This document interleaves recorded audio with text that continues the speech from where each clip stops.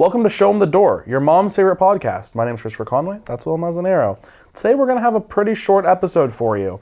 Not necessarily because we don't have a ton to talk about, but because we have a lot of stuff to do. And it's fall break week, we're all busy. So we're gonna get you through a couple football games, perhaps. We had a scrimmage, a basketball secret scrimmage versus West Virginia. Secrets. Yeah, no, they call it the secret scrimmage. Hey, Bob Huggins isn't their coach anymore. Wow. They're projected to do very well in the Big 12.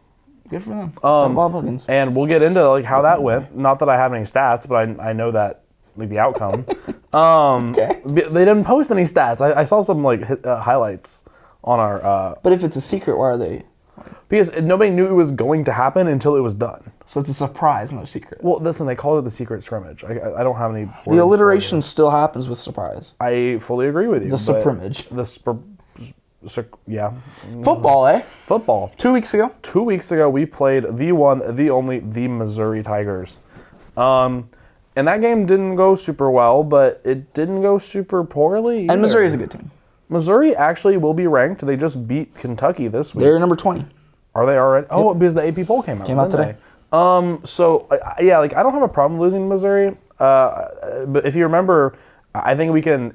If I ever had any want to edit this ever, I would do the and flashback to the episode at the start of the season where I'm like, Missouri's a bum team. We can beat them. They're a winnable game. And that was back when I had my 7-5 dream. That has been rightfully crushed because that would mean we were winning every other game on our schedule. Yeah. Not going to happen, sadly. But I still think we have the opportunity to make this a pretty successful season if we play like we did this Saturday. But we played against Missouri. Missouri, everything that they're good at, we are we need to work on. So it was an interesting counter matchup for us. They have, in my opinion, one of the best wide receivers in the nation. His name is, I want to say it's Luther Burden. And he was a 5-star. He's a sophomore right now. It is Luther Burden, you're right. And because I remember being what a name. He is insane. Powerful name. Very powerful Luther name. Burden? Luther Burden. I feel like we've talked about him on another episode of Show Em The Dore. Jeez. Because I feel like I said, and I made the joke that he is like a black lawyer in pop culture. You know what I'm saying? They're like, and in comes Luther Burden Esquire. And it's he gets it done. Yeah, it's the one that will fight for you. And he comes in his purple suit. And he's he's got 2 briefcases. Yeah, no, and then you just know, if you're opposing counsel, it's closer. over for you. He is. Objection. Yeah, and it's just you're done because Luther Burden came in. Anyway, but he's phenomenal. And we just simply didn't have any corners that could cover him at the moment. And in fairness, nobody in the nation really seems to. If he was a junior, I would imagine he'd be a first-round pick. But he has another year in the league. So this really is a fast episode. You didn't even put this underneath your sweatshirt. I never do. Really? Never. Well, I'll be. Anyways, Luther Burden. Yeah, very, very, very good. Like the bird. We also had Ken Seal starting that. Kenny. Separate idea. There's also they have another wide receiver on their team that I'm looking up the name of right now. But Luther Schmerden. I can remember Luther, of course. But there was they have a separate one. But Ken Seals started that game, and Ken Seals played pretty well actually. I was pretty happy. He started off the game super strong, and then it kind of tailed away as the game went on. He became a little bit less effective, but that's Missouri defense adjusted very well. They had a really good scheme. The other guy I was thinking of is a guy named Theo Wees Jr. Wees and Luther Burden combined for 21 receptions. How do you spell Wees? Wease. Just to be clear, Burden and Wees combined for 21 receptions, 250 yards, and 3 touchdowns. Those two were cooking. And, hats off to Missouri. They played a great game. They have some really good talent. And we lost to them. I think it said 28-31. That's not terrible for a ranked team. No, 28-31. That's a 17-point game against a ranked team that's on the rise. Whoa. Say the score again. Oh, I'm sorry, 38-21. I was going to say, no way it was a 3-point game. What did I say? 28-31. Oh. 21-38 was the score. That sounds a lot more correct because I'm like, it was not that. It didn't feel that close, yeah. No. The thing is like... It wasn't a bad game. Like, we played well. We just got outplayed. The thing is like, in history, there have been games I've watched Vanderbilt where I've been like... Yeah. But, like, this wasn't one of them. No, that wasn't one of them. And I'm pretty happy to say that wasn't one of them. Yeah, for a couple weeks. And it allowed us to, I think, build off of some positive things. Yep. And so going into this week versus Georgia, obviously, Georgia's the number 1 ranked team in the nation. Nobody really came in expecting us to win this game. Mm-hmm. We didn't win this game, but we didn't lose this game super bad either.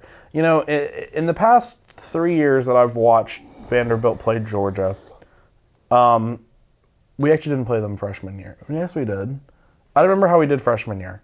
But sophomore and junior year, we lost like 56-0 and like 49-3. And so we hadn't scored a touchdown on Georgia since 2018. In our first drive, we scored a touchdown versus Georgia. And is this the strongest Georgia team that they've had in a long time? Absolutely not. And I'm not going to sit here in front as though they are. Mm-hmm. They've lost a million picks to the draft. They've had so much talent, especially on defense, come out. And Brock Bowers got hurt, I think, in the second quarter. And that's, in my opinion, their best weapon as well. So is it like a Georgia team that's probably going to win a championship this year? No, I don't think so. Though I think the NCAA football is as wide open as it ever has been.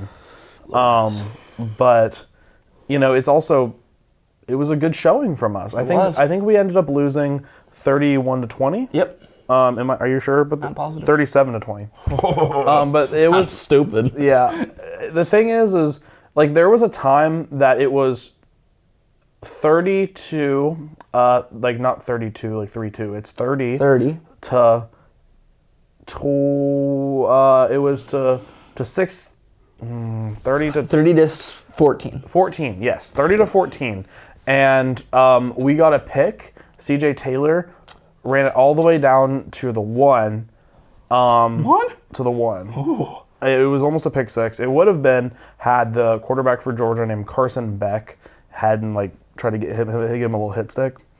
The thing is it also hurt CJ Taylor. Also, I saw a bunch of TikToks of Georgia fans being like, "Oh, thank God he's hurt" and stuff like that, because CJ Taylor was wrecking that game as much as we could on that on defense. He was making plays all over the field, and I saw a TikTok and it was "That's my quarterback" as hit him, and it was Buddy even got hurt Lamau, and I'm like, come on, it's not that deep.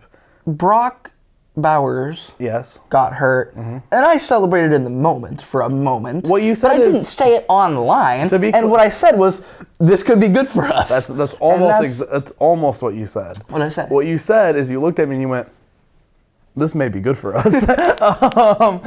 And yeah, it was exactly. It wasn't let's go, he's dying. Yeah, the thing is he only that's in poor taste. He has a high ankle sprain, and he's going to be out 4 to 6 weeks. It's not anything serious. CJ Taylor or Brock Bowers? Brock Bowers. 4 to 6 weeks? Mm-hmm. He'll be out for the Tennessee game, probably. This could be good for us. This could be good for us. No, but CJ Taylor, I think, is getting imaging done in the next couple days, and we are at a bye week this week. So we're on a bye week. Yeah, we have one of our 2 bye weeks. Who? Because we played week 0. Oh yeah. That does make sense. Yep. I was wondering how that added up. We have 2 byes. But no, stupid. But so 2014, CJ Taylor gets a pick, runs it down to the 1. We score on the next play. Yeah. If we get that 2-point conversion, there's 5 minutes left, and it's a 1-possession game versus the number 1 team in the nation. Yep. We end up not getting the 2-point conversion. That's pretty demoralizing. At this point, you're down 2 possessions, 5 minutes in the game. You have your timeouts, but Georgia's been running the ball pretty well all day. And so it was kind of just a, well, dang, there was our chance kind of thing. But if you would have told me that 55 minutes into the game, we have the opportunity to make it a 1-possession game with all 3 of our timeouts, against Georgia. Most teams that are top 10. Every top 10, potentially top 25. Yeah, ranked team. That's a nice little game. No, it was not. Against Georgia? It was not a bad game for us. You can tell that it was not a bad game for us because Georgia fans are much more angry than we are. Have you seen the video of one of the players on the sideline going off? Yeah. Because he's like, what are we doing? It was Barstool Vandy posted, we don't like the score, but they don't like the score more. Because they were very upset. Overall, that has been football for the past 2 weeks. Regarding the secret scrimmage for basketball, we won in overtime versus Virginia. Versus West or regular? West Virginia. Okay. WVU. Slightly different, but still. Yeah. They're a good team. Yeah, West Virginia apparently they're always a pretty solid team. They're apparently supposed to compete for the Big 12 this year. So, I mean, not like number one because like Kansas, but like they're supposed to be like a pretty solid team in the Big 12. And, this is considering the fact that, we have a lot of new faces in the sense of, like, we have Tyron, Ezra, Paul, and, Colin, I guess. Mm-hmm. But in terms of, like, the wings and big men, we got some new people. And, learning how to integrate everybody into that system, that's going to take a little bit of time. Yeah, and that's what, and in the past, it's taken a lot of time. That's why we drop games to Grambling and stuff. But I think that this year, I think that why we dropped games to things like Grambling last year is because Stack toyed with the lineup too much. He even came out and said this last year whenever it got towards the end of the year. He was like, I guess that, when you're winning against a team that you should beat, you shouldn't put in your freshmen to get them experience. Because it matters so much how you beat teams instead of the fact that you beat them. Yeah, I remember that. And so, for instance, we had games where we won by 4 against a team that we should have beat. But that was because of the fact that, we might have been up 10 with 5 minutes to go and we're trying things. Yeah, and we're trying to develop players because that's what you need to do. Especially when you're not somebody like a Duke, Kansas, Kentucky, where you get 1 million 5-stars that, your starting lineup is the one that needs to be developed. And so I imagine that this year we're going to come out so hot. We're going to come out with Tyron, Ezra, everybody just coming out just immediately, and we're just going to dog on some of these teams. And it's going to be okay, you wanted to have the net hurt us, even though we were arguably the hottest team in basketball. We're going to show you what we're really here to do. Yeah. And I'm really excited for that to come. And I don't know when the season starts. I want to say it's November 4th. I was going to look it up, but I decided that it doesn't matter as much. Yeah. But it's soon. So soon. And I am excited. We also, I forgot about this as well. We also had a black and gold baseball scrimmage. Oh, nice. And who won? Gold. We did. I want to say gold did. We also God did. But it was, I think there was only 5 hits allowed in the entire scrimmage. Our pitching was apparently very dominant. 2 of them came from Jaden Davis. He is a transfer from... can't remember. I really got to study up on these people a little bit. But he was oh, no. His last name is Humphreys. Humphrey, maybe. We have a bunch of transfers this year. We have a second base transfer. We have an outfield transfer. We have a pitch, and then Sawyer Hawks, who I know is the pitching transfer. And I think it was Humphrey who was playing some center on one of the teams. The 2 center fielders that played were Humphrey, Calvin Hewitt. I guess there were 3 because then also RJ Austin played in center. Yeah. But he was 2 for 2. It was only a 6-inning game. But he was, Humphrey, he was 2 for 2 with a stolen base and a 2 RBI single. He apparently had a really good outing. Cool. With this being said, our start, Carter didn't pitch, DeCanch didn't pitch. Futrell did pitch, though. He didn't have apparently a great, I think he went 1.2 with 2 hits and a run, which wasn't great considering I think it was 2-0. But... I at this point, I trust Futrell to be a good pitcher when the baseball season comes around. I am pretty excited for how it's going to go. speaking of baseball, you should watch last week's video with Troy Leneve.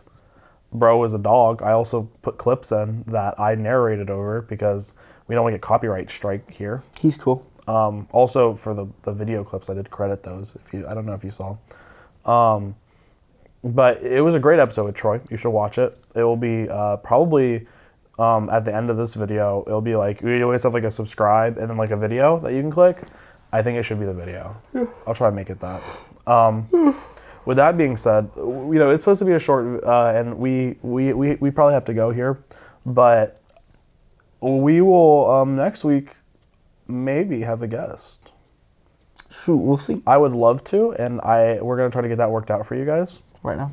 Well, as we speak? I've already been in the process today of working it out. What's up? We'll talk about it after the pod. We're not going to drop it now. I need to know these things. Well, the thing is if you ever got on the Instagram DMs, you would know. Hey, man. Right. But that's okay. That's it, I'm looking. With that being said, all the way from the Curb Center Studios here in Nashville, Tennessee, this has been Show 'Em the Door. We'll see y'all next week. Bye.